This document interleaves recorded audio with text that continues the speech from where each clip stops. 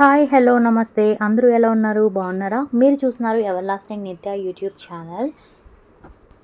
మీరు ఈ వీడియోలో చూడబోతున్నారు వంకాయ కూరని చాలా సింపుల్గా ఈజీగా తక్కువ టైంలో ఎలా చేసుకోవాలో. ఈ రోజుల్లో అందరూ ఎక్కువగా అనుకునేదేంటి, కూర ప్రాసెస్ సింపుల్గా ఉండాలి కానీ కూర తక్కువ టైంలో అయిపోవాలి.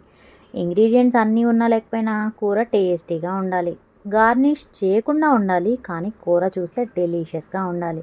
మీరు చూస్తున్నారా, ఇక్కడ నేను కూరలో కరివేపాకు వేయలేదు అండ్ ఎండుమిర్చి కూడా వేయలేదు కదా, ఎందుకంటే అవి లేవు. బయట నుంచి తీసుకొచ్చే టైం లేక ఇలానే చేసేస్తున్నా. మీలో ఎవరికైనా ఎప్పుడైనా ఇలాగే జరిగిందా? అయితే కామెంట్ చేసేయండి మరి. నా దృష్టిలో అన్నీ ఉంటే ఎవరైనా కర్రీ బాగానే చేస్తారు, బట్ ఏమీ లేకపోయినా టేస్టీగా ఎలా చేయాలి అనేదే తెలుసుకోవాలి. ఆహా ఏమి రుచి అనరామై మరచి రోజు తిన మరి నోరే ఊరనిది, తాజా కూరలలో రాజా ఎవరండి, ఇంకా చెప్పాలా వంకాయేనండి. ఈ పాట అందరికీ తెలుసు కానీ ఏ సినిమాలోదో కామెంట్ చేయండి.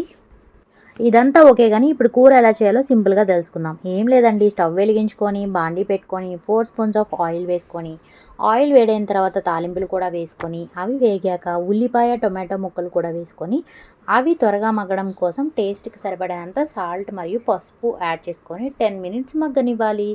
ఆ తర్వాత వంకాయ ముక్కలు వేసుకొని ఒక 10 మినిట్స్ మగ్గనివ్వాలి. మగ్గిన తర్వాత కొద్దిగా కారం వేసుకొని టేస్ట్కి సరిపడినంత, అంటే మీరెంత కారం తింటారో అంత వేసుకొని, కొంచెం ginger garlic paste 1/2 tablespoon వేసుకొని 5 మినిట్స్ మగ్గనివ్వాలి.